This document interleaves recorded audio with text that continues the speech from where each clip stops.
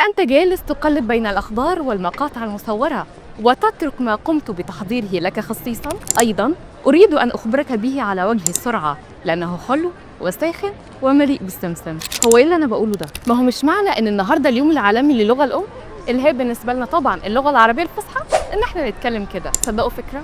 إيه رأيكم النهاردة نتكلم مع الناس باللغة العربية الفصحى ونشوف هيعملوا إيه؟ هل تتحدثين اللغة العربية؟ نعم. أجل؟ نعم. من يمثل لك فخر العرب؟ ابني الأكبر أحمد. فخر العرب بالنسبة لي مجدي فاروق اللي هو أنا. بقول لك يا مش عارفة.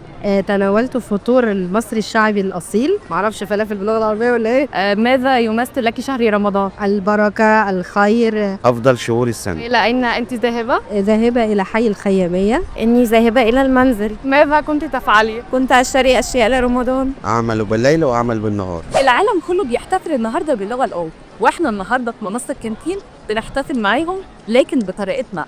انتظرونا في حلقة جديدة لكي نستمتع بكل ما هو حلو وساخن ومليء بالسمسم. لكن ما تقلقوش هنرجع نتكلم عادي. باي.